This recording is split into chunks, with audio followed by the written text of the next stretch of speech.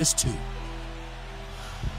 The NBA announced a program to address the relationship between players and refs. There are 5 main points, which includes the refs conducting meetings with all 30 teams before the All-Star break and re-emphasizing the respect for the game rules. Jalen, do you think that the two sides can actually fix their issues this season? I think they can. I think they will. There hasn't been a major spike in the number of technicals, the number of ejections as we've seen in the past. It's just behavior of players is much more demonstrative. And I have a couple of theories.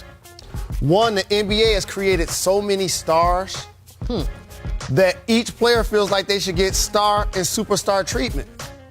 The second thing, there's so much testosterone happening during an NBA game.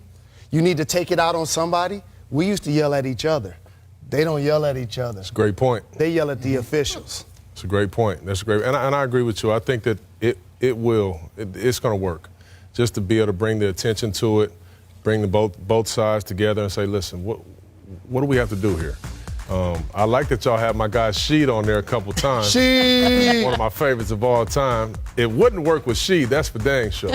I almost hoped he'd get a text so he'd focus in on the game. No. But that's another story for another day. That's something else. But I do. I agree that it's going to work out. Wait, do you think it's going to work out good. through talking about it, or do you think they're going to have to do some sort of weird punishment? Well, there's going to have to be some dialogue. Okay. It is. They're going to have to sit down and just talk about what's new, what's different, why now. Right. Right. And I think they'll get it together. Another thing that I think that's really affecting the players is the statement the next day.